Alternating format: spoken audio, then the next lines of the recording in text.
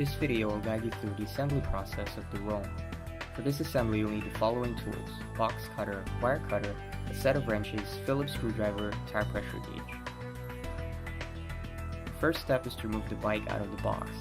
First, use the wire cutter to cut the straps on the box. Using a box cutter, cut the box along the indicated lines. Use a wire cutter to cut the wire securing the front and rear wheel. Remove all packaging materials and set the parts for assembly aside.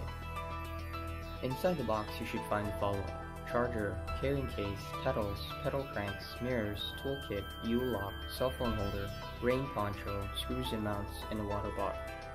After removing the bike from the box, your bike should look close to the following.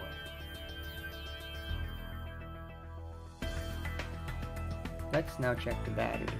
To open the seat compartment, insert the key in the ignition and turn to the left. Lift up the bike seat to reveal the battery. Turn on the breaker switch. To charge the battery, first plug this wire to the battery port facing the front. Then plug the charger in the port located on top of the battery and the other end into a 110 volt outlet. Pay attention to the indicator lights. Red means the battery is charging, green means it is fully charged. Once charged, unplug the charger from the battery port. Take the wiring harness from this hole and plug it in the top port of the battery. To start your e-bike, insert the key in the ignition and turn to the right. Test the motor by slightly turning the handlebars to activate the throttle. The switches for the headlight, taillight, front and rear turn signals are located near the handlebars.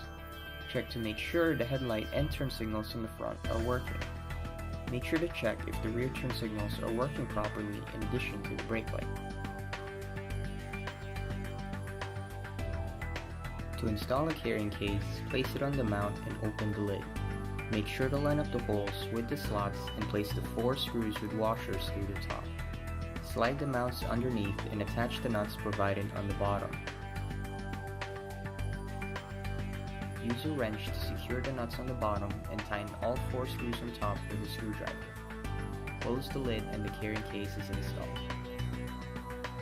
To install the mirrors, simply screw in the mirror to the appropriate side. Tighten the attached nut with a wrench. Do the same for the other side.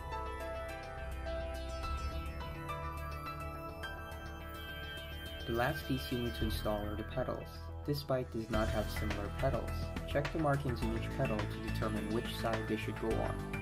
Attach the pedal crank by pushing it in. Place the cover on. Then attach the pedal and tighten it with a wrench. Repeat these steps on the opposite side. Note that the pedal crank should be parallel and pointing in opposite directions. Attach the pedal and tighten it with a wrench. Check to ensure that the chains properly spin when the pedals are rotated. Before you ride your bike, take 60 seconds to perform a quick check. Check the tread on the tires and use a tire pressure gauge to make sure your tires are at 40 psi. Check your brakes and brake lights by applying pressure on the brake levers. Check your headlight, tail light, and both front and rear turn signals. Look out for any loose nuts and bolts and tighten them. And lastly, check the battery charge by inspecting the battery indicator on the dashboard. Once you've finished performing the 60-second check, you're ready to go.